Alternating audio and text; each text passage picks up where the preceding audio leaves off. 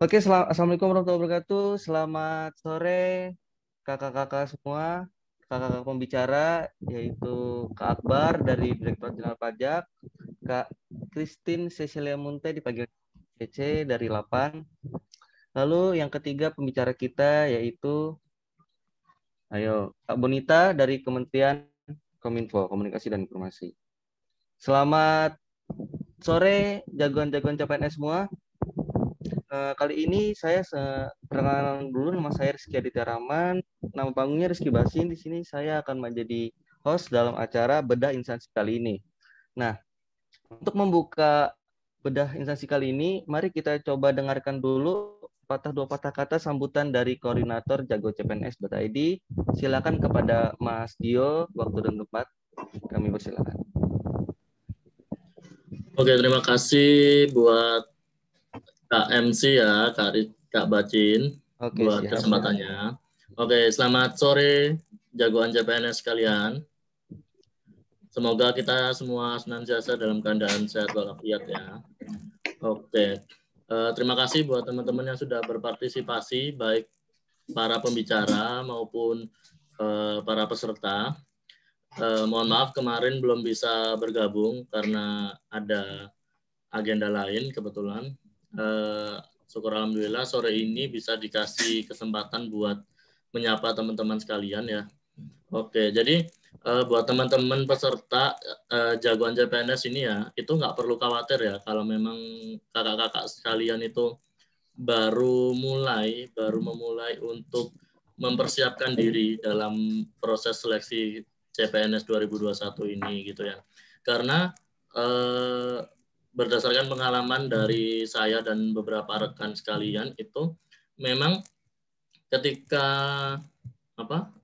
akan menghadapi seleksi, ketika kita melakukan persiapan sangat jauh hari sebelumnya itu dirasa lebih tidak efektif gitu ya untuk kakak-kakak sekalian ya, karena pada prinsipnya di sini kita cuman membiasakan diri mencari kayak model-model soalnya seperti apa gitu. Jadi ketika memang kita belajar di Hamin sekian itu sebenarnya jauh lebih efektif sih dibandingkan dengan teman-teman yang mempersiapkan jauh-jauh hari sebelumnya gitu. Karena dikhawatirkan ada yang miss kan dari ingatan teman-teman sekalian, kakak-kakak sekalian gitu ya. Jadi makanya Jago CPNS di sini hadir baru di saat-saat ini gitu. Jadi kenapa kalau kemarin banyak yang menanyakan kok nggak buka-buka sih gitu ya jago CPNS-nya gitu.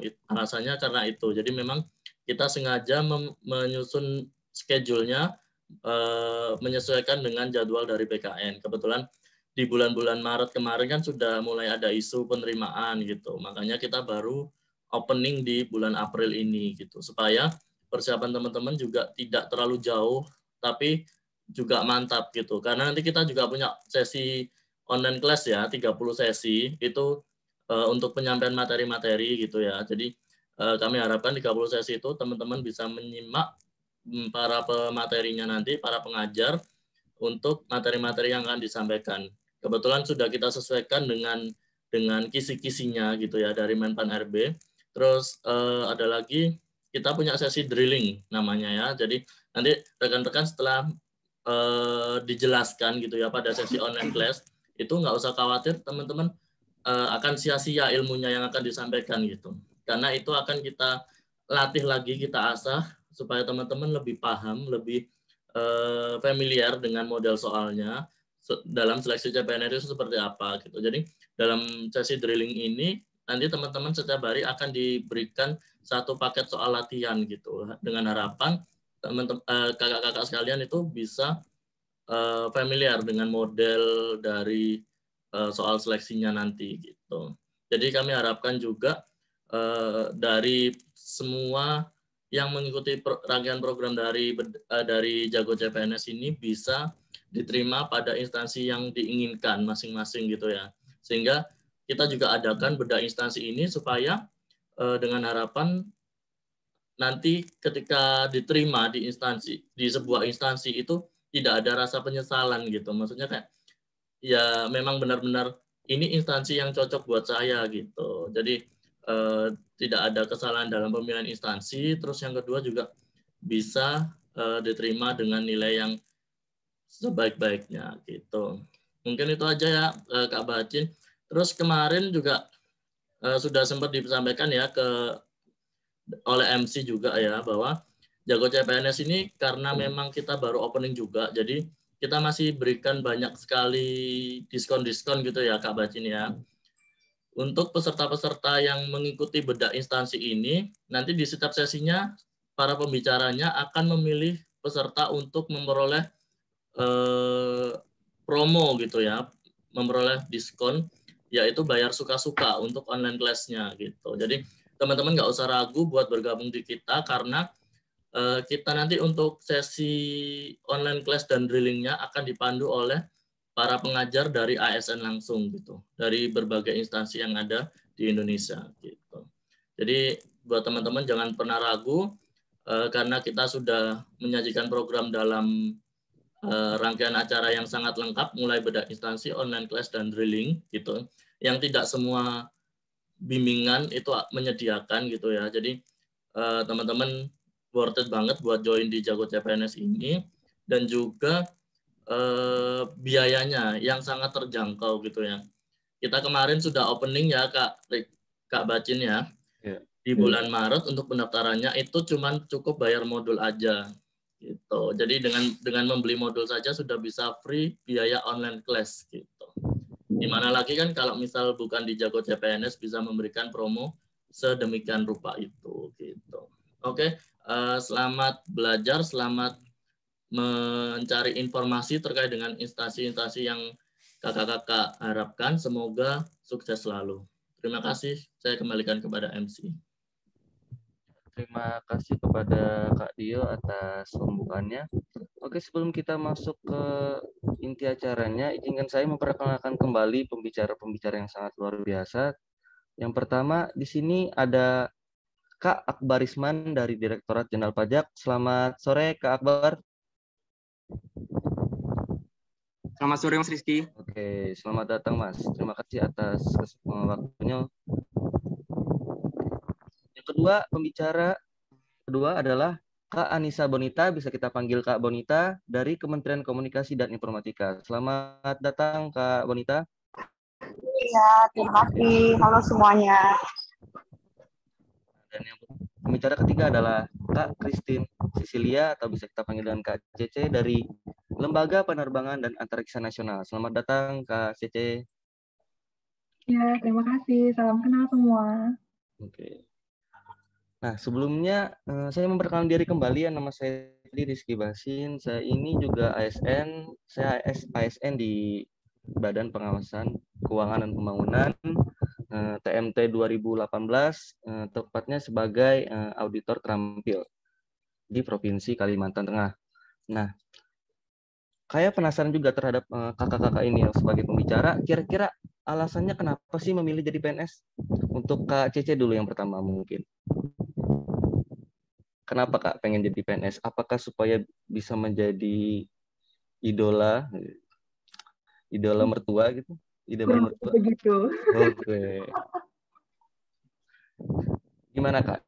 Kira-kira Kak? Kenapa alasan Kakak menjadi PNS?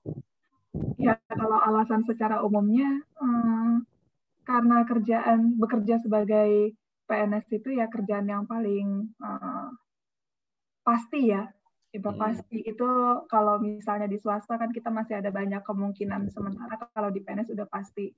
Terus kelebihannya yang lainnya itu ya karena yang tadi jadi menantu idaman. Okay. Tapi kalau misalnya secara nasionalis pastinya kalau kita bisa ngebantu negara kita sendiri dulu menjadi negara maju lewat jadi PNS, kenapa kita harus cari profesi yang lain seperti itu? Setuju Kak.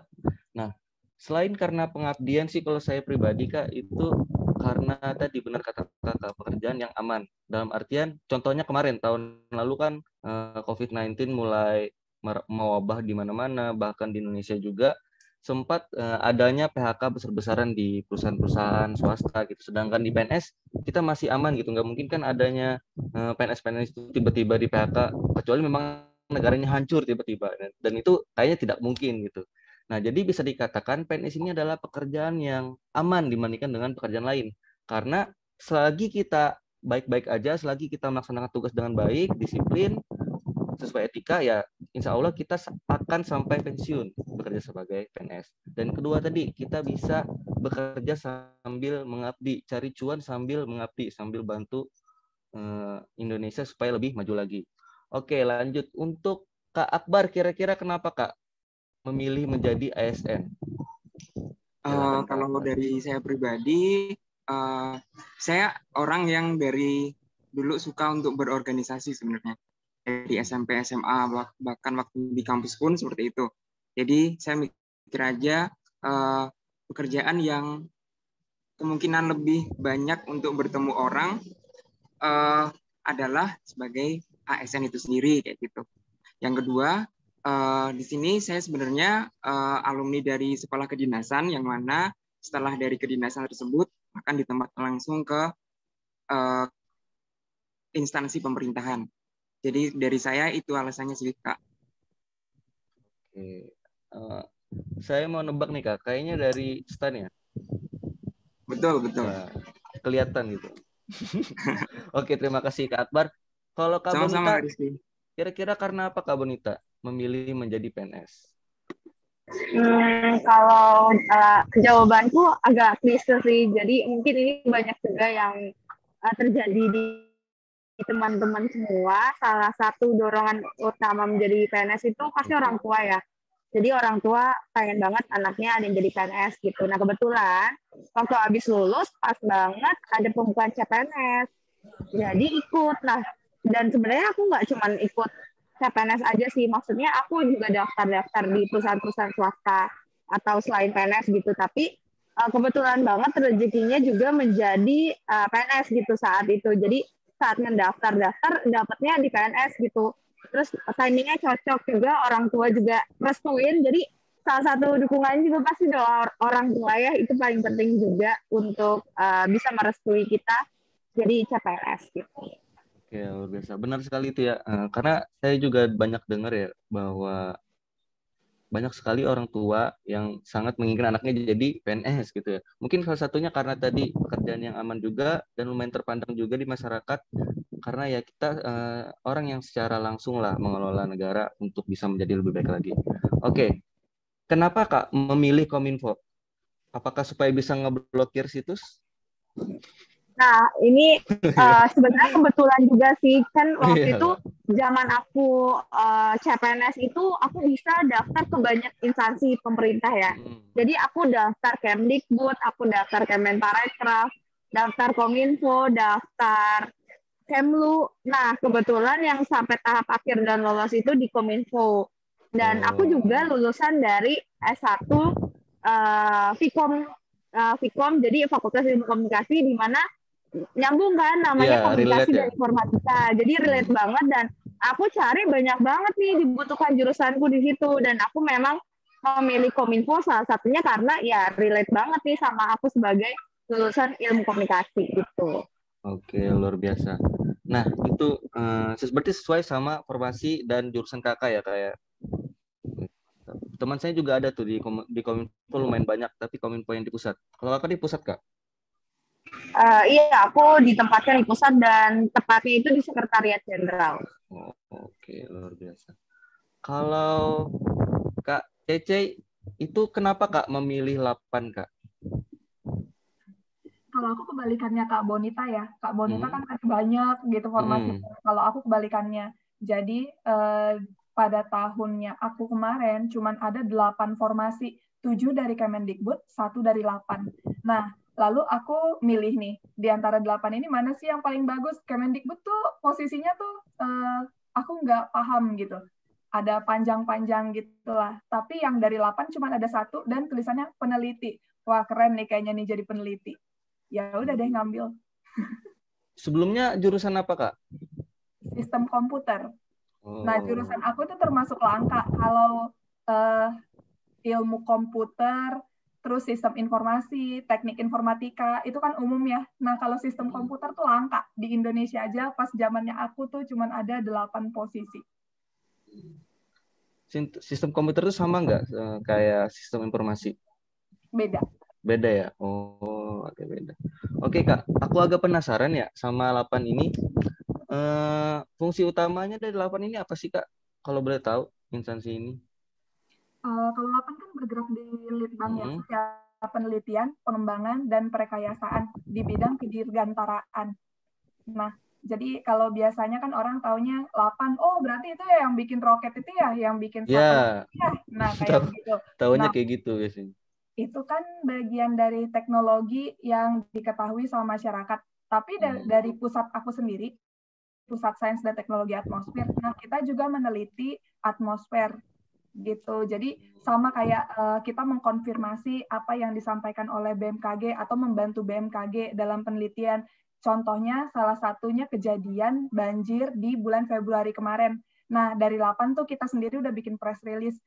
Masyarakat dihimbau untuk begana-begana. Kita juga nyampein ke beberapa instansi terkait kalau bakal ada bencana banjir. Seperti itu. Oh, jadi juga ikut kolaborasi ya kayak bersama BMKG ya? Ya. Oke, terima kasih Kak Cece. Kalau Kak Akbar, kenapa Kak memilih Direktorat Jenderal Pajak? Kalau dari aku sendiri, kayaknya lebih mungkin cocoknya pertanyaannya kenapa kuliahnya di jurusan perpajakan seperti itu. Iya, kenapa memilih perpajakan? Kalau aku sendiri waktu itu daftar di STAN-nya, kebetulan saya sekarang masih 22 tahun. Dulu waktu masih pertama kali jadi PNS umur 20 tahun. Sebelumnya kuliah di PKN STAN di jurusan Diploma 1 Perpajakan. Nah, di situ saya memilih Diploma 1 Perpajakan di pilihan pertama karena saya menurut aku sendiri di jurusan perpajakan ini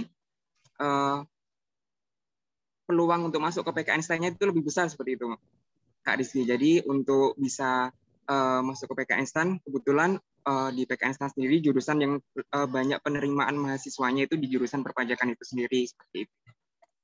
Oh, angkatan berapa Mas masuknya? Saya masuknya di 2017. Oh, 2017. Berarti kita wisudanya bareng. Gimana? Kita wisudanya bareng 2018 di AIS ya? Iya, betul. Oke, berarti kita lulusnya bareng nih. Ternyata satu alma mater nih sama Kak Akbar. Oke, terima kasih Kak Akbar.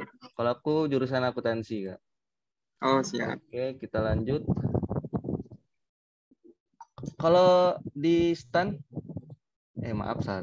bukan STAN. Kalau di instansi DJP itu Kak, untuk secara umum apakah ada persyaratan khusus Kak? Mungkin kayak misalnya harus pintar matematika atau harus hafal undang-undang atau gimana gitu Kak kalau di DJP itu sendiri? Kalau untuk masuk ke DJP-nya sendiri, jadi untuk di Kementerian Keuangan kan ada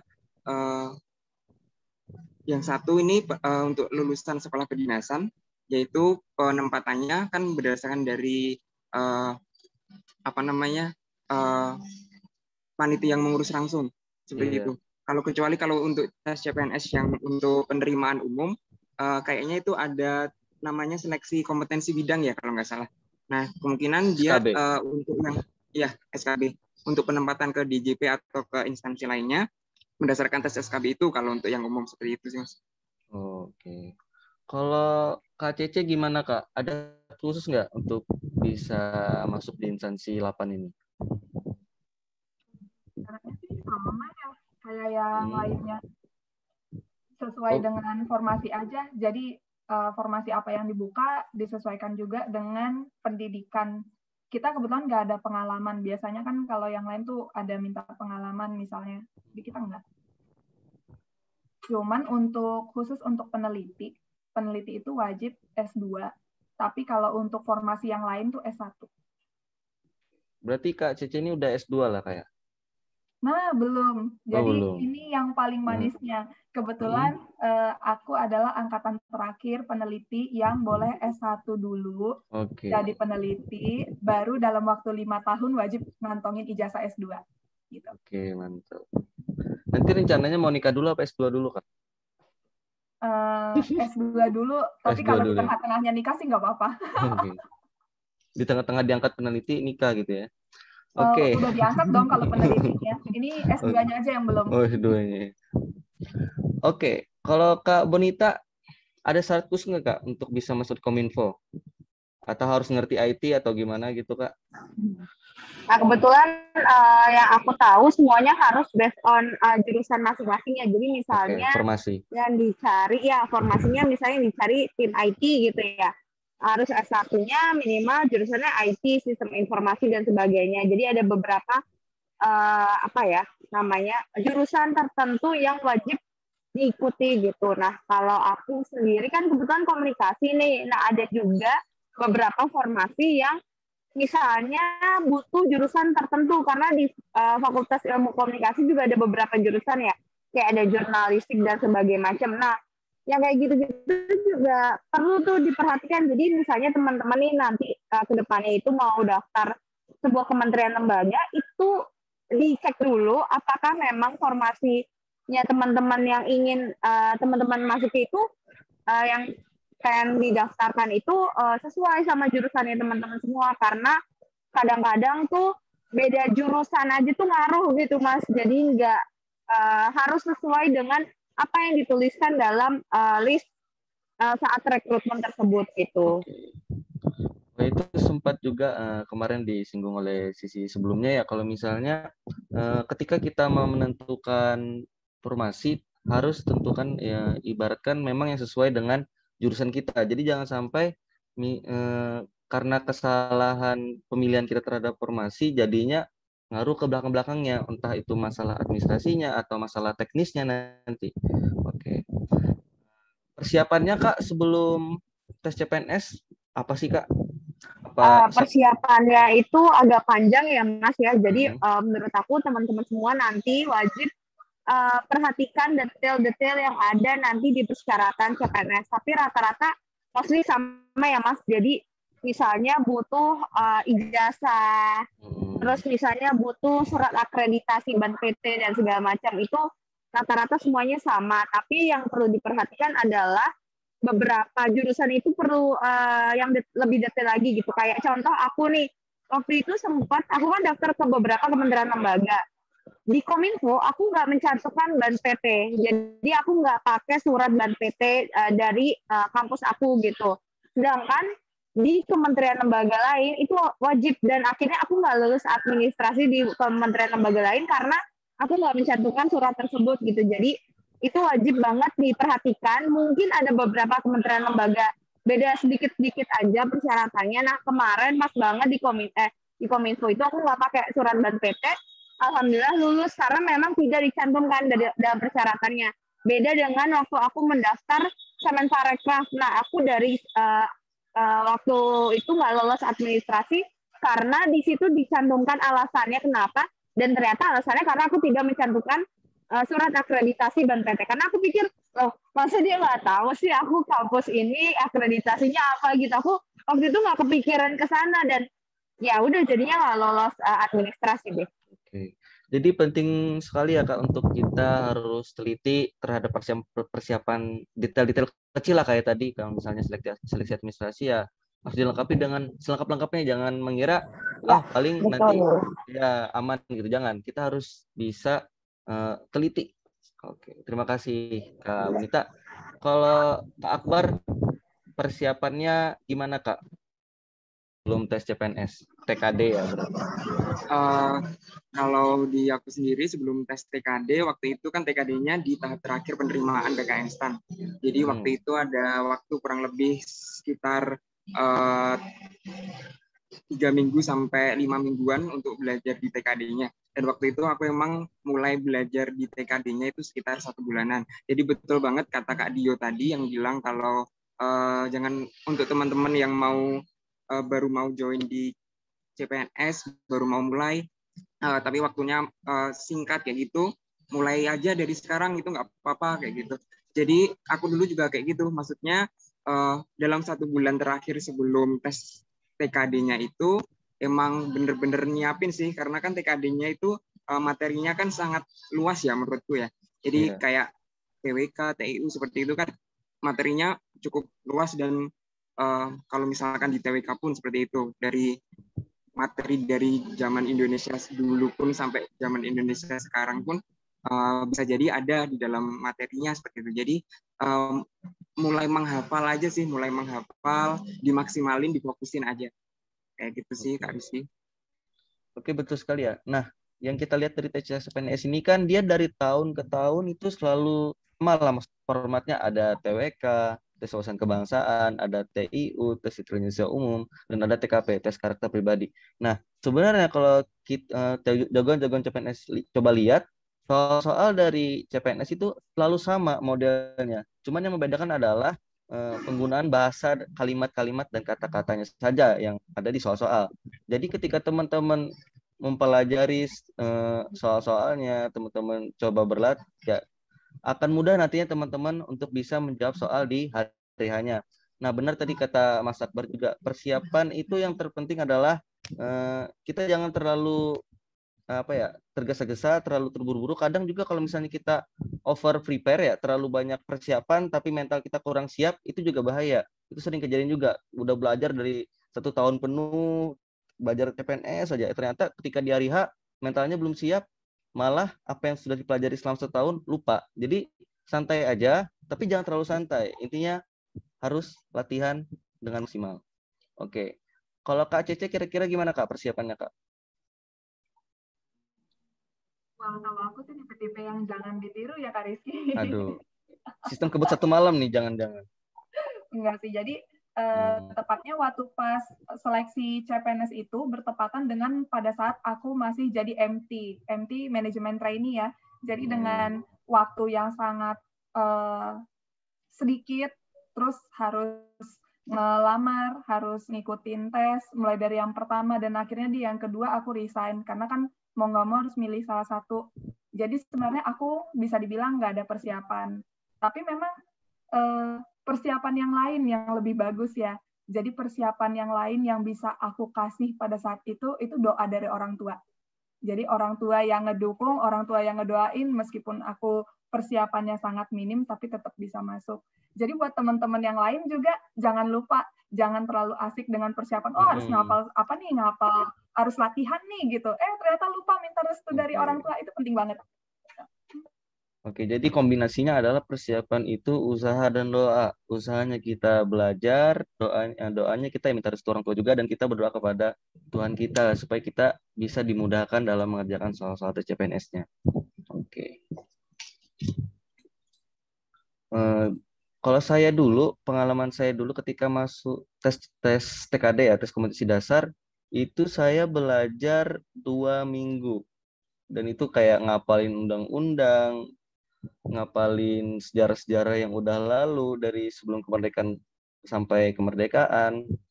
Dan yang tersulit sih dari 3 format itu antara TWK, TIU, dan TKP, memang menurut saya itu adalah TWK. Karena kalau TIU itu udah kita pelajarin dan kita kembangkan dari zaman SD lah. SD, SMP, SMA kita selalu belajar yang namanya matematika dasar sampai matematika yang intermediate.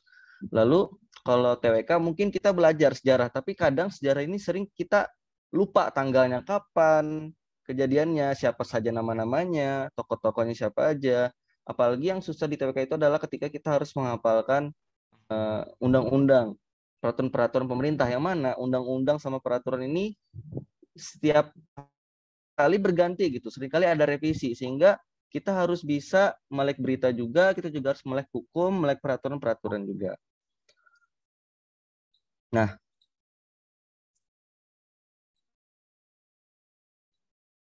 oke, kalau selanjutnya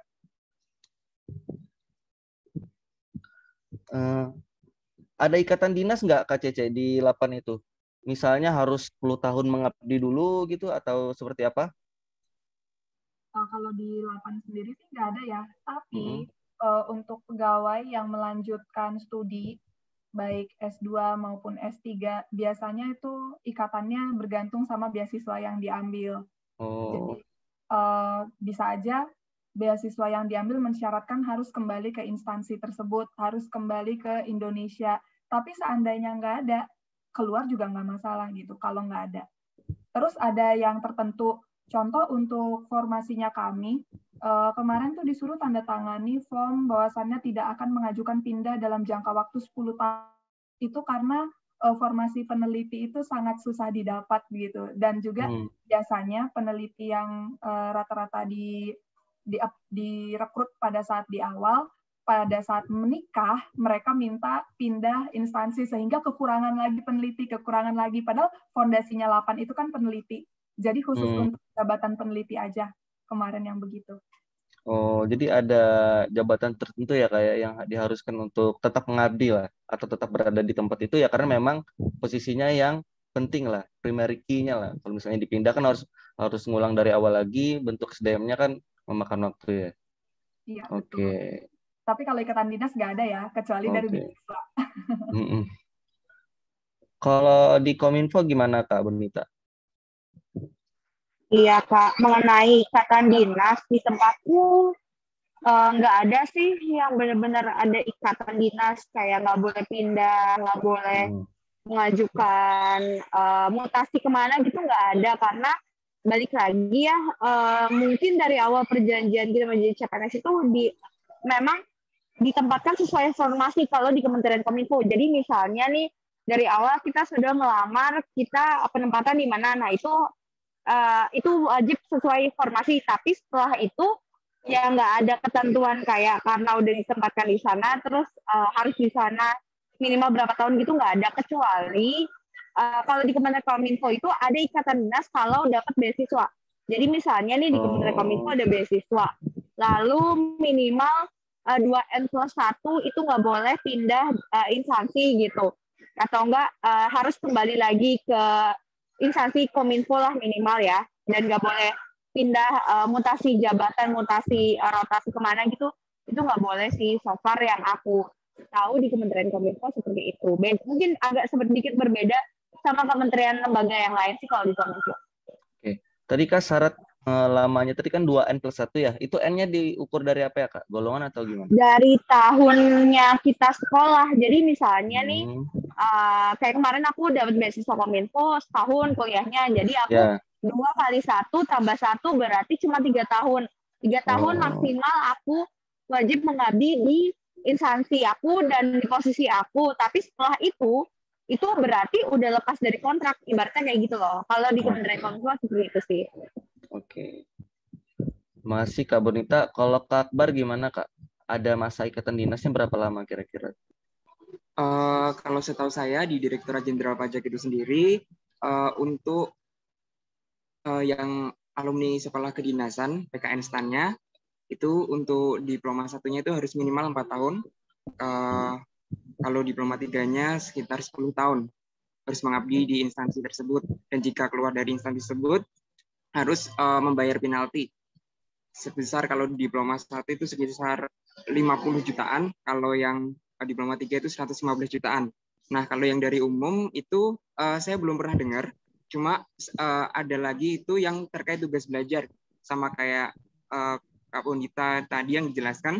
Jadi pegawai yang mendapatkan tugas belajar atau izin belajar itu nanti harus kembali untuk mengabdi ke instansi Direktorat Jenderal Pajak lagi, seperti itu sih Kak Rizky. Oke. Itu dia bisa keluar tapi kena penalti, berarti harus jaga gawang ya Kak ya? Enggak. Oke, berarti tadi D1 berapa tahun? 4 tahun. 4 tahun, D3-nya 10 tahun, berarti 3N+1 ya. 3N+1 ya. Oke, terima kasih Kak Akbar. Kak Akbar, mau nanya nih. Kalau misalnya di DJP itu, apakah perbedaan formasi sama jurusan itu sangat penting? Kalau misalnya nih, ada dia lulusan D3 Bea Cukai misalnya, atau lulusan dari manapun lah, entah itu dari STAN atau dari universitas lain, lalu dia mendaftar di instansi Kementerian Keuangan, milihnya di Direktorat Jenderal Pajak, apakah dia bisa berasal dari jurusan selain pajak? Misal hukum atau jurusan lain, akuntansi dan lain-lain. Bisa. Jadi untuk masuk ke Direktorat Jenderal Pajak pun itu sendiri tidak perlu harus dari jurusan perpajakan.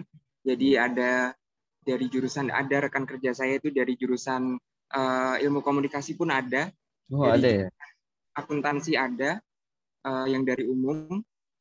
Yang penting dia bisa mengikuti lolos dari tes penerimaan Kemenkyu-nya itu sendiri.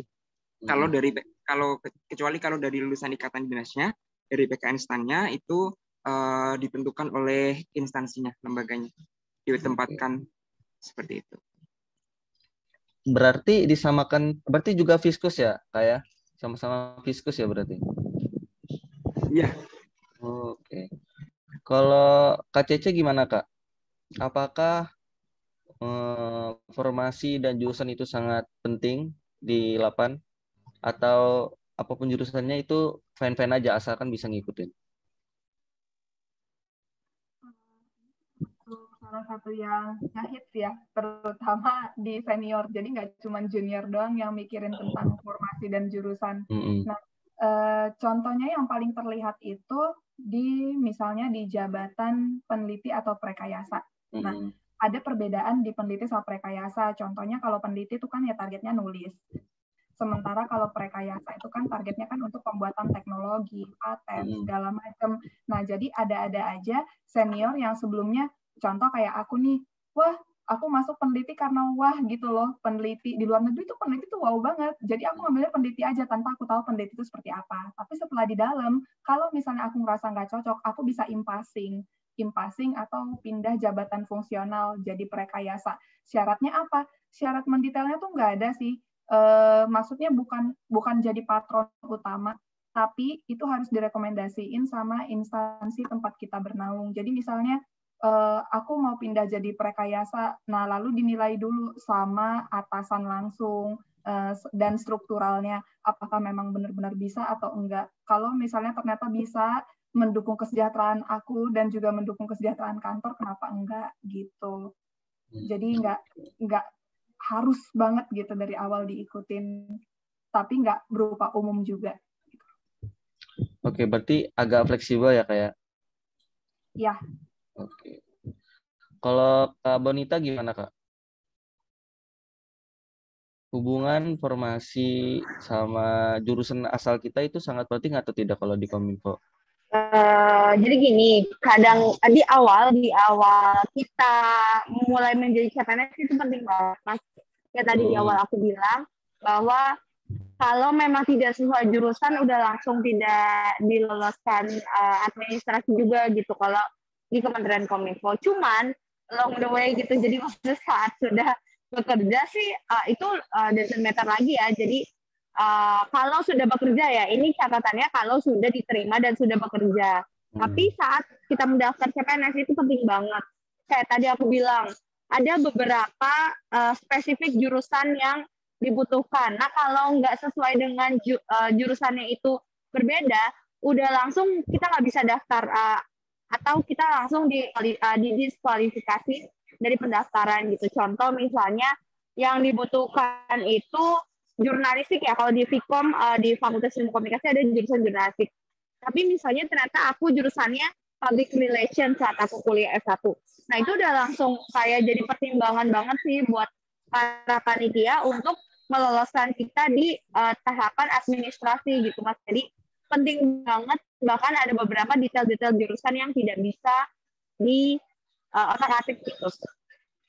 Oke. Oke, terima kasih Kak Bonita atas penjelasannya. Oh ya, saya ingin ngasih tahu informasi buat teman-teman jagoan CPNS. Kalau misalnya teman-teman ingin mendapatkan diskon 10% untuk online kelas yang tadi udah disampaikan sama Mas Dio, oleh Kak Dio, teman-teman silakan bisa capture webinar kita kali ini, bedah instansi kita kali ini, dan silakan di-upload di Instagram, mention ke akun jagocpns.id. untuk dapatkan 10 diskon online kelas. Oke, kita lanjut. Pertanyaan untuk Kak Bonita lagi. Suka duka selama menjadi ASN di Kominfo gimana, Kak? Atau secara umum deh menjadi ASN, suka dukanya gimana? Suka duka ya, mungkin di awal-awal ini beda-beda instansi ya. Sempat aku berada di titik saat aku menjadi CPNS itu agak kurang nggak tahu arahnya kemana gitu saat di awal-awal menjadi CPNS. Kenapa? Karena saat itu ada masa orientasi namanya. Nah, saat orientasi pas banget kayak kepegawaiannya itu bingung gitu, apakah kita langsung dilempar ke satuan kerja kita untuk langsung bekerja, atau masa orientasi itu digunakan untuk kita mengenal masing-masing satuan kerja yang lain. Nah, posisinya waktu itu pas banget aku di tengah-tengah, jadi sempat aku mengenal satuan kerja yang lain, sempat juga aku hilang gitu, maksudnya nggak dikasih beban tugas apapun, cuma dikumpulin di satu ruangan. Terus ada satu pekerjaan yang jujur kita bingung banget di situ, aduh ini kerjaan apa sih, karena masih baru banget kan, dan itu kerjaannya berkaitan dengan kepegawaian saat itu. Dan ceritanya kita ngomongin kepegawaian di satuan kerja posisi kita, penempatan kita. Nah, itu tuh sempat bingung banget. Jadi suka dukanya mungkin di awal-awal pasti ada gambling, ada kebingungan dalam diri kita, kayak kita ngapain sih, kerja apa sih, aduh aku harus ngapain ya, apalagi nantinya ketemu sama atasan kita, misalnya udah ditempatkan ketemu atasan, terus ternyata atasan tersebut itu bingung juga mau ngebagi tugas apa ya ke anak baru, karena kan mereka itu belum tahu ya kompetensi kita seperti apa, mereka juga belum percaya sama kita. Menurut aku mungkin suka dukanya salah satunya susah untuk mendapatkan kepercayaan dari atasan, tapi memang pelan-pelan, dan tergantung juga ya atasannya ya, atasan kita akan seperti apa, itu balik lagi ke masing-masing instansi dan masing-masing satuan kerja. Semoga teman-teman semua nanti nih ya, kalau di CPNS itu ketemu atasan yang memang sudah tahu bahwa oh anak ini potensinya ini, berarti bisa ditugaskan ini gitu, karena kita di mana saat awal-awal tuh bisa dibilang ibaratnya quote-unquote gabut banget, tapi saat sekalinya sudah diandalkan oleh pimpinan itu sibuk banget gitu. Jadi punya banyak banget kerjaan sampai lembur-lembur gitu, ibaratnya kayak gitu. Tapi awal-awal pasti ada beberapa struggling di mana kita belum dipercaya oleh atasan dan belum dapat pekerjaan yang sesuai sama kita juga gitu. Nah, oke. Benar sekali ya apa yang dikatakan Kak Bonita ya. Saya dulu juga pernah merasakan itu selama 1 tahun penuh ketika saya anak baru lah di PNS, di instansi saya. Itu senior sama atasan tuh bingung mau ngasih kerjaan apa. Karena kebetulan saya itu ada di kedeputian investigasi. Karena investigasi ini kan kita harus memang betul-betul orang yang profesional ya. Dan saya saat itu kan belum diangkat menjadi auditor. Jadi ketika ada kasus-kasus yang lagi diinvestigasi, saya tidak diikutkan gitu. Paling ikut ketika rapatnya aja. Tapi ketika penanganan kasusnya itu tidak ikut sama sekali gitu. Jadi selama 1 tahun saya di pusat saat itu, ya cuman diam, kadang ngebantuin senior kalau misalnya dia butuh bantuan, atau saya belajar, atau saya ngelakuin hal-hal yang lain. Jadi nanti jagoan-jagoan CPNS jangan kaget ya, nanti ketika teman-teman udah menjadi PNS, teman-teman itu bingung, ini kerjanya apaan sih sebenarnya? Sabar aja. Atau teman-teman bisa tunjukkan diri teman-teman itu senior atau ke atasan. Tapi jangan terlalu terlihat menjilat ya. Dalam artian menurut saya, bagi saya adalah ketika teman-teman dikasih kesempatan, maksimalkan kesempatan itu. Jangan sampai teman-teman first impression-nya itu udah jelek duluan. Jadi dari awal udah bagus ya, senior sama atasan pasti akan respect, dan seterusnya teman-teman pasti akan diandalkan lah untuk pekerjaan-pekerjaan lainnya. Oke, kalau Kak Akbar gimana Kak? Suka duka menjadi ASN di Direktorat Jenderal Pajak? Selain disuruh bikin email ya? Selain disuruh bikin email kalau e-filing. Kalau dari aku sendiri, berhubung DJP ini instansi di bawah Kementerian Keuangan, yang mana itu berstatus PNS pusat, saat pertama kali ditempatkan di daerah yang sebelumnya tidak pernah terpikir kita akan ke sana seperti itu. Jadi sebelumnya saya berdomisili di Solo, Jawa Tengah. Nah, sekarang saya bertugas di Kabupaten Sintang, Kalimantan Barat. Nah, sebelumnya saya nggak pernah kepikir nih. Iya. Sebelumnya nggak pernah kepikir nih bahkan menginjakkan kaki di Kalimantan seperti itu. Tapi semakin kesini pun ternyata itu menjadi, karena kapan lagi kan kita bisa keliling Indonesia kayak gitu. Berada di tempat yang sebelumnya nggak pernah kita pikir kita akan di sini kayak gitu.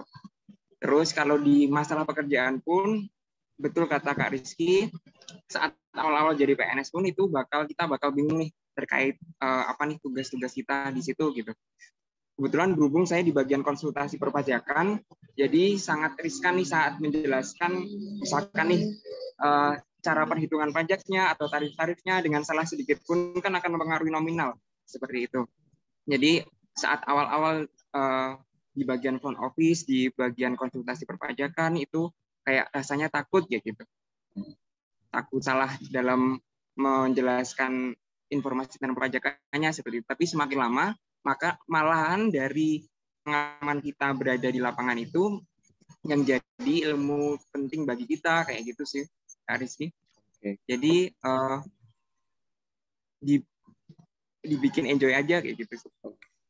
Setuju.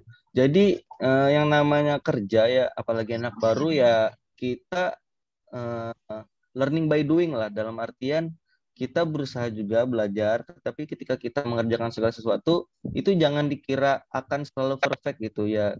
Kita sadar diri aja kalau misalnya awal-awal kita pasti menemukan adanya namanya trial error, dalam artian kita pasti adalah salah-salah dulu di awal, tapi dari kesalahan-kesalahan awal itu kita jadi belajar untuk kedepannya supaya tidak salah-salah lagi. Karena yang namanya bayi baru lahir tidak mungkin langsung bisa lari kan, pasti merangkak dulu, jalan sampai jatuh-jatuh dulu baru bisa lari naik. Sama juga ketika kita menjadi pegawai negeri sipil di suatu instansi. Awal-awal kita belum terlalu mengenal ini instansinya ngapain aja sih, tugasnya ngapain aja. Lalu ketika dikasih tugas kita juga bingung, ini tuh gimana sih? Nah, itu wajar. Tapi teman-teman jangan ketika teman-teman salah, ketika teman-teman tidak bisa itu menyerah, diam aja gitu. Jangan, teman-teman harus jadikan itu pembelajaran buat teman-teman. Oke, berarti Kak Akbar ini di KPP Sintang ya? Betul Kak Rizky. Berarti sama Forta sama Rosid ya? Betul. Oke, betul ya. Oke Kak Cece, silakan Kak. Suka dukanya menjadi ASN gimana Kak? Nah, saya nggak bisa membedakan antara suka dan duka karena rasanya ya nano-nano gitu. Di balik sukanya tetap ada dukanya, di balik dukanya tetap suka gitu ya. Kalau waktu pas masih jadi CPNS tuh karena terlanjur masuk, jadi saya dan idealis saya yang mikirnya, wah tiap hari tuh harus kerja, tiap hari tuh harus ada output, tiba-tiba masuk ke kantor, disuruh belajar.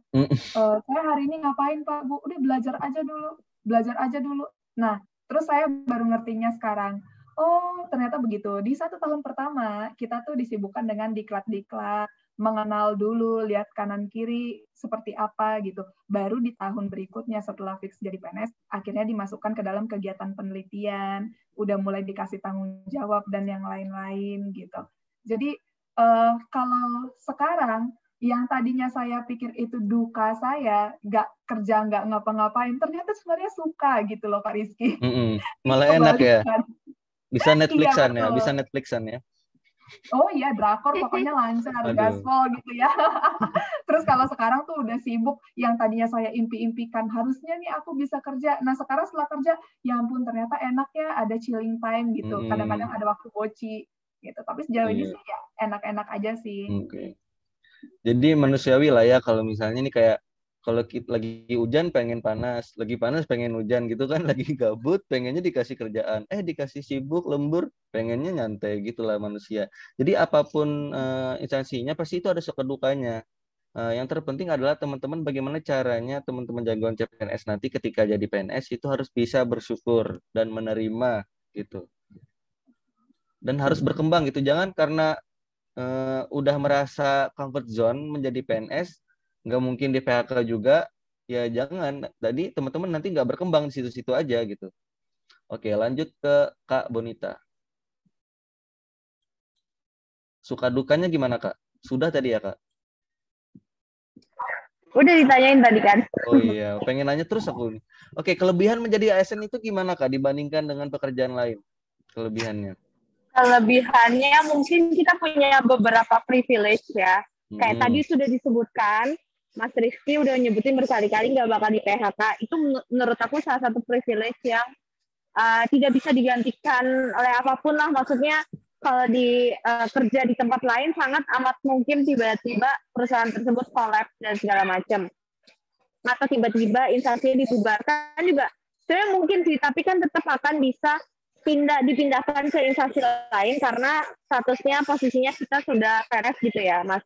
Nah, kalau misalnya privilege yang lain, contoh nih kayak vaksinasi, kita vaksinasi jadi dapat pertama kan, karena memang kita hitungannya pelayan publik. Jadi beberapa fasilitas-fasilitas yang mungkin susah didapatkan kalau kita bekerja di tempat lain tuh, contohnya jaminan uang hari tua gitu loh. Jadi menurut aku menjadi PNS itu no worries, insya Allah no worries di hari tuanya karena kita sudah punya tabungan yang memang disiapkan oleh pemerintah Indonesia juga dari dulu, skemanya tetap sama kurang lebih, yang ya nantinya insya Allah kita nggak perlu merepotkan orang lain atau merepotkan anak-anak kita nantinya gitu. Menurut aku itu salah satu privilege yang sudah ditempatkan di tempat lain sih. Sisanya kalau privilege lain menurut aku ya itu relatif banget, karena kalau dibilang misalnya kita dinas keliling Indonesia gratis kayak gitu ya privilege-nya ya, banyak juga kok beberapa perusahaan-perusahaan swasta atau misalnya perusahaan selain pemerintahan itu yang juga punya privilege seperti itu. Jadi kalau yang lain menurut aku masih relatif sih. Oke, setuju. Kalau Kak Cece gimana Kak kelebihan menjadi PNS? Selain bisa kecil. Kelebihannya menjadi PNS, ini yang sering dijadiin jokes ya. Bisa nyekolahin SK. Oh iya. Aduh. Tuh naruh SK di kantor bahaya tuh ya. Aku taruh di laci. Ntar ada yang sekolahin bahaya. Oh iya, bahaya juga sih. Tapi kayaknya sih nggak mungkin. Ya kalau kelebihannya jadi PNS itu ya yang pertama menaikkan jiwa nasionalisme kita ya. Jadi kalau kita yang selama ini di swasta selalu mikir, pegawai negeri nggak kerja nih, nggak ini nih. Ternyata setelah kita cemplung ke dalam, sebenarnya tuh ada banyak sekali pekerjaan yang bisa dikerjain dan udah jadi tanggung jawab kita juga buat ngerjain. Itu jadi privilege juga kan ya. Apa saya yang gila kerja nih sekarang? Dan seperti itu sih, jadi kita tuh bisa langsung berkontribusi buat negeri ini. Apa sih yang bisa aku lakuin buat negeri gitu? Kalau misalnya di swasta kemarin tuh, kita tuh lebih sibuk sama pencapaian. Kita harus capai target. Dan ternyata kalau di negeri itu ada waktunya kalau misalnya kita mau cooling down itu nggak masalah. Tapi kalau misalkan kita mau ngejar juga nggak masalah gitu. Jadi nggak tahu ya kalau di daerah, tapi kalau saya yang ada di pusat ini, kita tuh ada target sesuai SKP dan juga ada AKT atau angka kredit tahunan. Jadi selama angka kredit tahunannya tercapai, ya nggak masalah kita masih mau tetap ngegas nambahin atau kita mau chilling time gitu di sisa-sisa waktunya. Oke, jadi kurang lebih sama lah ya kayak instansi saya juga Kak, ada angka kredit tahunan, ada juga SKP. Mungkin di berbagai instansi juga udah mulai diterapkan SKP itu ya. Sistem apa ya? Sistem kinerja apa sih? Sistem kinerja pencapaian. Sasaran kinerja pegawai. Aduh, hampir salah. SKP, CKP, capaian kinerja pegawai. Oke. Kalau Kak Akbar gimana Kak? Kelebihannya selain bisa lihat penghasilan orang gitu ya Kak? Ngelihat ininya. Ngelihat bukti potongnya kan? Iya. Apa tuh Kak? Masih kimut Kak? Betul banget itu Mas. Jadi kalau dari aku sendiri mungkin berhubung aku suka ketemu orang-orang baru kayak gitu dan kebetulan di kerjanya di setiap harinya di bagian depan, di bagian front office gitu, ketemu orang baru, lihat adat dan kebiasaan orang-orang di tempat baru itu merupakan menurutku itu suatu hal yang bisa menambah privilege saya gitu. Jadi bisa mengembangkan diri berdasarkan pekerjaan yang sekarang aku jalani kayak gitu. Di samping juga tadi terkait penghasilan atau terkait pensiunan mungkin yang kita ada jaminan pensiunan seperti itu mungkin bisa jadi menjadi suatu privilege sebagai ASN juga. Betul juga sih kalau misalkan privilege itu relatif berdasarkan masing-masing pemikiran orang masing-masing gitu sih Mas. Kalau saya pribadi sih kelebihannya ketika menjadi PNS salah satunya adalah kan berhubung BPKP ini adalah auditor internal pemerintah lah. kita itu mengawasi keuangan dan pembangunan di negara Indonesia. Nah, ketika di saat penugasan itu saya sering kali bertemu orang-orang juga, kayak orang-orang Pemda, ada juga perangkat desa. Nah, itu kayak seneng aja gitu ngebantuin mereka gitu. Ngasih solusi atas permasalahan-permasalahan yang mereka hadapi, kayak ngerasa seneng aja gitu. Dan kebetulan juga passion saya kan di public speaking ya. Jadi di kantor itu saya selain fokus belajar tentang audit atau apapun itu, saya juga sambil capek-capek dikit lah supaya nanti ketika setiap ada acara-acara kantor itu bisalah jadi MC-nya dan lain-lain. Jadi kan selain menjadi PNS itu saya bisa mengabdi, selain dapat cuan yang aman, saya juga bisa menyalurkan passion saya gitu. Jadi salah ketika banyak orang yang bilang, ah jadi PNS itu monoton, kerjanya kaku gitu-gitu aja, nggak kreatif. Itu salah. Mungkin itu PNS di beberapa puluh tahun ke belakang. Tapi sekarang karena PNS juga sekarang udah mulai banyak terisi oleh anak-anak muda, anak-anak generasi milenial, X, Y, Z. Ya insya Allah kedepannya ya akan mirip-mirip lah instansi pemerintah itu nanti seperti startup mungkin. Jadi mungkin yang kita hadapi juga selama ini permasalahannya adalah antara gap generation antara kita PNS muda dengan PNS yang udah tua dan hampir pensiun. Nah itu biasanya menjadi masalah, yaitu masalah komunikasi, bagaimana cara kita supaya nyocokin mindset, gimana cara kita supaya berkomunikasi yang sopan tapi dekat.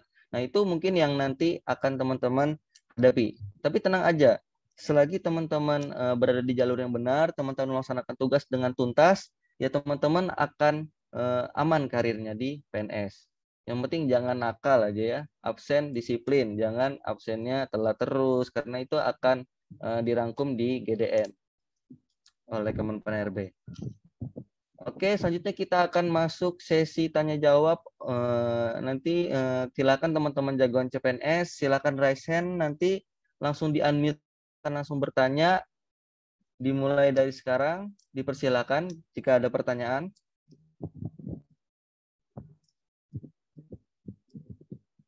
Iftitah Imania mau bertanya? Ya, Aulida. Oke, mungkin kayaknya masih malu-malu nih ya mau nanya ya. Atau kayaknya sudah paham gitu dengan semua pembahasan tadi, jadi agak ini nih, agak malu nih nanya.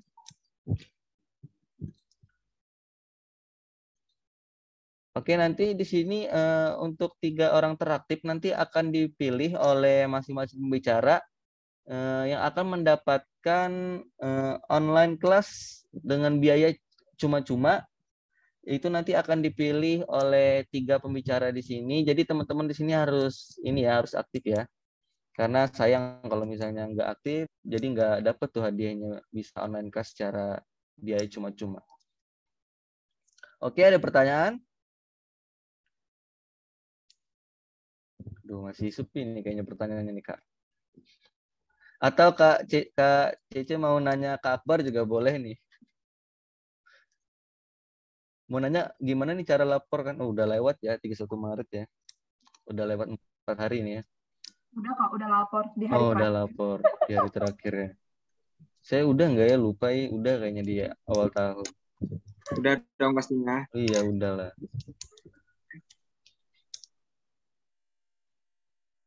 Oke, belum ada pertanyaan. Aku nanya Kak Akbar deh. Oke, silakan ke Cece. Gimana Kak? Oke. Kak Akbar, kenapa kepengen masuk sekolah kedinasan? Kenapa nggak pengen masuk universitas-universitas yang wah gitu? Jadi saat itu tuh aku lulus SMA tahun 2016. Terus waktu itu daftar beberapa sekolah kedinasan, beberapa daftar universitas itu nggak keterima. Dulu waktu itu yang keterima malah saya dapat beasiswa dari Politeknik Manufaktur Astra kalau nggak salah. Cuma di situ dapat beasiswa diploma 3 di situ. Cuma waktu itu sama orang tua tidak dibolehin. Jadi gap year antara 2016 ke 2017 tadi kuliah dulu di kuliah swasta di Solo. Terus waktu 2017 baru ada niatan nih, kayaknya daftar di STAN. Coba-coba aja sebenarnya, coba-coba di coba-coba daftar di stan, terus lihat apa namanya formasi sebelum-sebelumnya kayak gitu, kayak jumlah mahasiswa yang diterima kayak gitu sih Kak. Terus kayaknya cocok nih daftar di stan gitu, soalnya di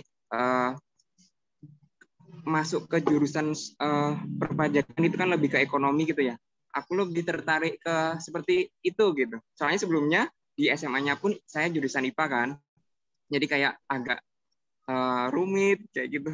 Jadi lebih milih ke jurusan yang ke sosial seperti itu sih. Oke. Terus ada faktor-faktor yang lain nggak sih? Wah, saya pengen masuk STAN karena dapat uang jajan, terus dapat tempat tinggal, dapat seperti itu. Kalau masuk STAN-nya sendiri itu lebih ke gimana ya? Mungkin bukan rahasia umum lagi kali ya, kalau masuk sulit banget itu, hampir semua lulusan SMA tuh pengen masuk STAN kayak gitu. Jadi kayak ada suatu kebanggaan sendiri gitu bisa masuk STAN, seperti itu sih. Oh, lebih ke situ ya. Oke. Itu aja sih Kak. Bukan gitu nggak Mas Rizky? Kalau aku dulu kenapa memilih STAN, karena coba-coba aja dulu. Bingung mau yang diperluas apa. Ternyata ketika dijalanin ya udah enak, ya udah disyukurin aja, dicoba dijalanin dengan maksimal gitu. Tapi ya banyak spot jantung ketika di STAN itu kan, kita ada aturan yang mana DO gitu ya, kalau misalnya IPK di bawah 2,75. Nah itu tuh yang bikin kayak aduh apaan sih ini kampus kayak gini. Dan aku tuh baru tahu ketika semester 1, ketika setelah ospek. Aku kan sebelum masuk STAN itu nggak tahu ada kayak gitu-gituan. Emang bener-bener udah daftar aja STAN, ternyata ada hal-hal yang kayak gitu yang bikin kayak nggak lagi kuliah di sini, anak Unter nggak usah lah kuliah di STAN, universitas biasa negeri aja gitu. Tapi kayak gitu jadinya. Karena bener-bener belajarnya gila-gilaan jatuhnya. Tapi alhamdulillahnya ya bisa menjadikan saya menjadi PNS lah dengan jalur Oke, belum ada yang ingin bertanya jagoan CPNS? Kak, saya mau bertanya. Oke, silakan Aulida Silvi Askia. Dari mana? Dari Lombok, NTB. Lombok. Oh, NTB tadi ya. Sekarang lulus kuliah berarti ya? Iya. Atau di jurusan apa tuh? Lulusan hukum. Oke, hukum. Oke, equity dulu. Lex spesialis dari Lex generalis opensi. Oke, lanjut. Silakan bertanya. Saya mau nanya sama Kak Cece. Oke. Kalau di 8 itu untuk formasi hukum ada nggak, Kak? Untuk formasi hukum ada. Tapi nanti penempatannya kemungkinan di pusat ya. Kita kan ada kantor pusat juga. Formasinya lumayan banyak apa nggak terlalu banyak kalau untuk yang lulusan hukum? Nah, kalau itu tergantung ya penerimaannya. Jadi kan sebenarnya penerimaan per tahun itu tergantung pada kebutuhan di setiap instansi, dan diutamakan biasanya itu karena ada yang mau pensiun gitu. Jadi selain ekspansi ada kebutuhan pensiun. Jadi itu tergantung dari kebutuhan ya? Ya, jadi belum tentu kalau misalnya di tahun ini cuma ada 1 nih, di tahun depan tiba-tiba ada 10. Oh, ternyata gara-gara ada Opnas yang di Kupang baru buka gitu, terus butuh. Nah, jadi karena kayak gitu. Oh, iya. Berarti formasinya tergantung kebutuhannya tiap tahun nggak tetap? Iya, betul. Terima kasih, Kak. Itu doang. Sama-sama. Ada pertanyaan lagi? Kak, saya mau tanya. Oke, silakan Iftitah Imania. Dari mana, lulusan apa? Saya dari Jogja, lulusan akuntansi. Oke. Di mana Jogjanya? Di Bantul, Kak. Oh, Bantul. UMY ya? Apa? UMY, Bantul. Oh, kalau universitas saya UNER, Surabaya. Oh, UNER. Tapi tinggalnya di Bantul ya? Iya, domisilinya. Oke. Silakan ingin bertanya apa? Ya, ini mau tanya untuk proses seleksi CPNS sendiri itu ada proses interview atau tidak? Nah, jika iya, apakah mungkin ketika interview nanti itu kita akan ditanyain teori tentang teori pendidikan di jurusan yang ditempuh? Oke, ini barang mau menjawab, silakan kayak Bonita atau Aku dulu boleh jawab. Kalau aku Oke. boleh bantu jawab, ini balik lagi ya, karena terkadang saat lagi interview itu random question banget. Bahkan aku pernah disuruh bacain skripsi aku in English gitu. Jadi aku suruh saya jelaskan skripsi aku apa, tapi dalam bahasa Inggris. Jadi balik lagi ke nanti interview-nya akan seperti apa. Karena kalau ngomongin teori, mungkin ya, tapi mungkin porsinya sedikit. Jadi misalnya gini, misalnya ada 3 interview, ada 3 orang yang mau interview kamu, terus nanti salah satunya akan nanya tentang teori, tapi ya udah dia cuma pengen tahu, kamu tuh tahu nggak sih teori tentang jurusan kamu, misalnya kamu jurusan komunikasi gitu kayak aku. Nanti ditanya tuh, emang menurut kamu teori komunikasi itu apa aja, boleh disebutkan nggak? Nah, udah tuh biasanya ada follow up question, tapi abis itu udah biasanya mereka tuh cuma pengen kayak tahu, oh iya kamu pernah belajar tentang ini dan jurusan kamu ini, jadi dia cuma pengen tahu kamu tuh belajar apa sih waktu kuliah. Menurut aku lebih ke situ sih biasanya, tapi nantinya akan banyak pertanyaan-pertanyaan di luar dari waktu kita kuliah, jadi misalnya lebih ke teknisnya kementerian lembaga itu sendiri. Misalnya kamu tahu tentang tren komunikasi saat ini seperti apa, atau misalnya kamu tahu nggak tugas dan fungsinya kementerian ini seperti apa gitu. Itu lebih ke teknis karena mereka juga pengen tahu seberapa jauh pengetahuan kamu tentang kementerian lembaga tersebut dibanding teori-teori waktu kamu kuliah. Itu akan ada, tapi mungkin porsinya dikit gitu. gimana Iftitah? Atau ada yang ingin menambahkan, Kak Cece atau Kak Akbar? Sebenarnya sih tadi yang disampaikan sama kakaknya udah banyak Udah, ya. ya. Tapi kalau dari saya sendiri lebih ke teknisnya. Kebetulan kan saya sistem komputer tadi.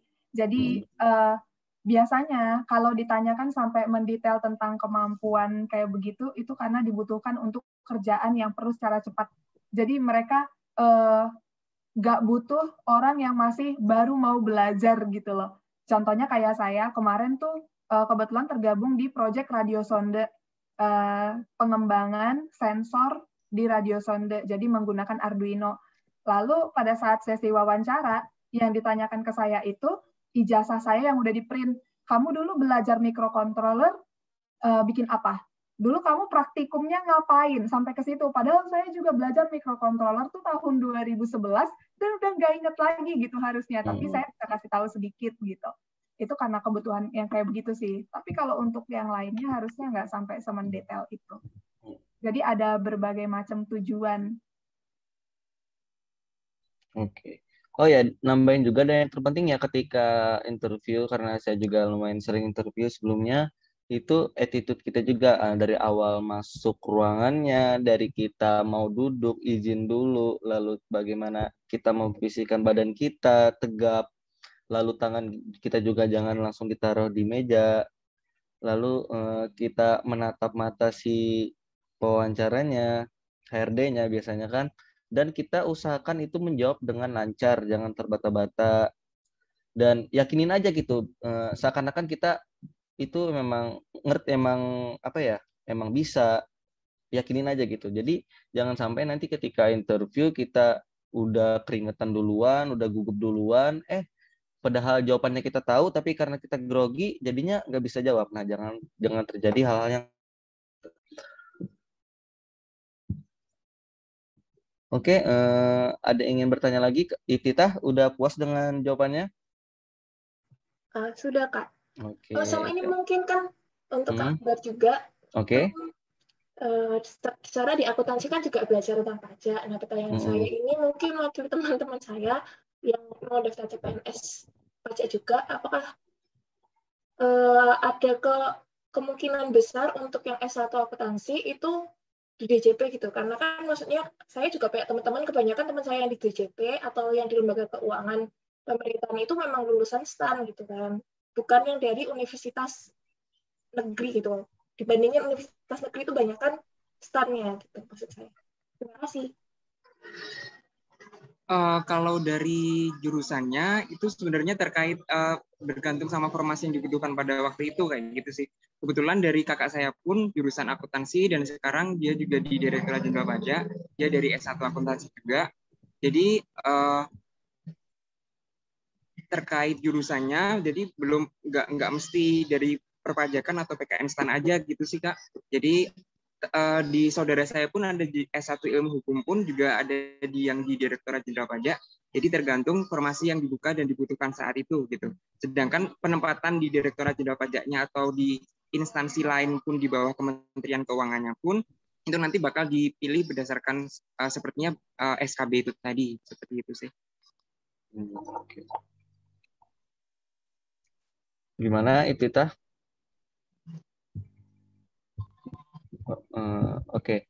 Kabar itu untuk di Kemenq, apakah ada moratorium untuk dalam beberapa tahun ini atau masih menerima penerimaan?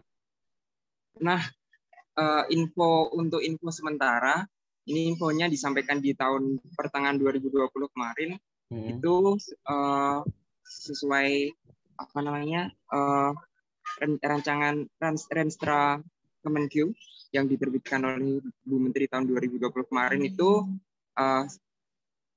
disclaimer on, Kemenq nggak menerima CPNS sampai dengan tahun 2024 sebenarnya. Wah. Cuma nggak tahu juga apakah nanti ada peraturan yang berubah atau ada penerimaan tapi di bidang-bidang tertentu atau untuk mengisi di bidang pekerjaan tertentu, seperti itu sih Mas Rizky.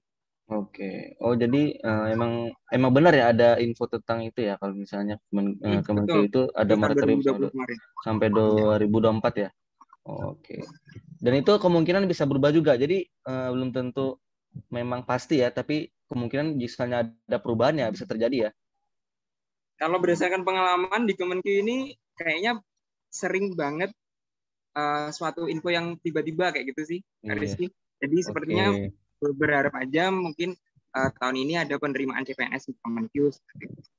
Oh iya, tambahan juga ya untuk FYI buat jagoan-jagoan CPNS, nanti ketika teman-teman udah jadi ASN, teman-teman jangan kaget akan pengumuman dadakan yang ibaratkan pagi diumuminnya A, tiba-tiba sore diumumin B, itu jangan kaget karena pemerintahan itu memang seperti itu. Karena apa? Mungkin ya karena kita itu pemerintahan itu terkoneksi satu sama lain. Kadang ketika yang paling atasnya itu udah ngomong, ya kita harus ngikut semuanya. Sama seperti contohnya kemarin kan dibolehkan mudik ya untuk ASN, tapi tiba-tiba ada pengumuman kembali dilarang mudik. Ya udah kita jangan kaget gitu. Hal yang wajar di instansi pemerintah itu akan ada pengumuman dadakan yang mungkin bikin kita aduh gedek ya sudahlah gitu. Tapi santai aja, hadapin aja, syukurin aja. Itulah mungkin agak dukanya lah ketika teman-teman nanti menjadi PNS. Oke, ada pertanyaan lagi?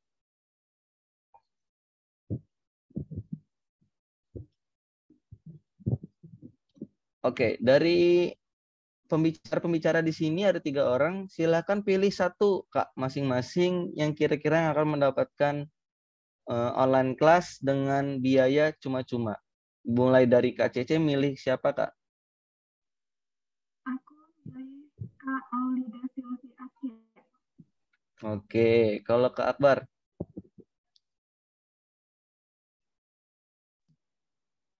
Yang tanya tadi Kak siapa ya namanya? Ibtitah yang kedua. Yang kedua Ibtitah. Boleh untuk Mbak Ibtitah. Oke, kalau Kak Bonita? Silakan pilih satu Kak yang nanti akan dapat. Karena tadi yang bertanya cuma 2 ya? Cuma 2. Aku tadi melihat ada nama Like Lorenza, bener nggak? Iya, Like Lorenza. Like, ya. Tuh. Oke, jadi Ibtitah, Aulida, dan Like Lorenza. Oke, mungkin sampai di sini dulu karena tidak ada pertanyaan lagi. Terima kasih atas waktunya Kak Cece, Kak Akbar, dan Kak Bonita. Terima kasih banyak telah ikut berpartisipasi dan menginspirasi untuk teman-teman jagoan CPNS yang nantinya akan menjadi CPNS. Kita doakan saja, amin. Dan mohon maaf dari saya mewakili panitia juga atas kekurangan-kekurangan selama acara berlangsung. Oke, sebelum kita akhiri, izinkan saya untuk menyampaikan satu patah pantun ya. Kesepian tanpa kekasih, sekian dan terima kasih. Assalamualaikum warahmatullahi wabarakatuh. Selamat sore. Thank you, Kak. Sore, terima kasih semuanya. Sukses Oh ya, ya. jangan Terima lupa kasih, ini ya, Kak. selamat sore. Jangan lupa follow Kak Akbar, IG-nya apa Kak Akbar? Siapa tahu nanti kita Akbar akan Isman. bertemu kembali. Oke. Kayaknya kita masih agak satu circle pertemanan, Rosid sama Forta kenal. Akbar Isman. Ya.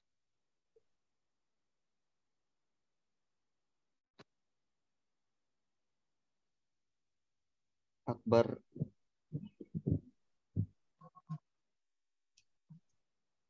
Isman. Oh, ini.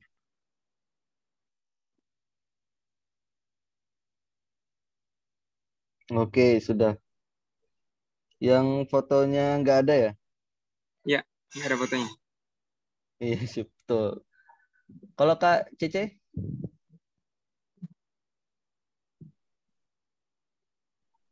Oh, iya.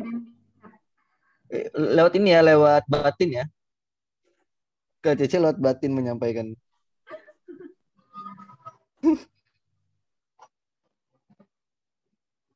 Oke, Kak Bonita.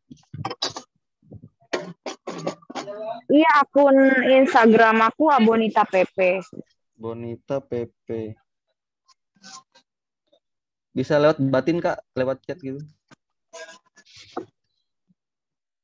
Kenapa, Kak? Sorry.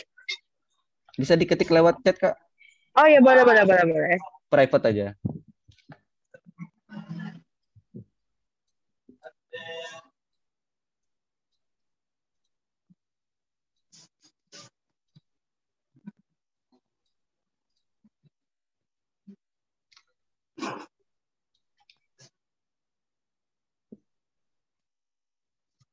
Ini lagi pada di mana nih? Pada pulang atau lagi di rumah aja semua?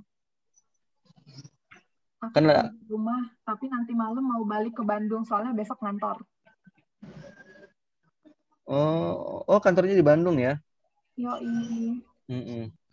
Oh, yang 8 yang ada di Jakarta Timur itu pusat ya, Kak? Iya, yang di Pemuda Persil Rawamangun tuh pusat.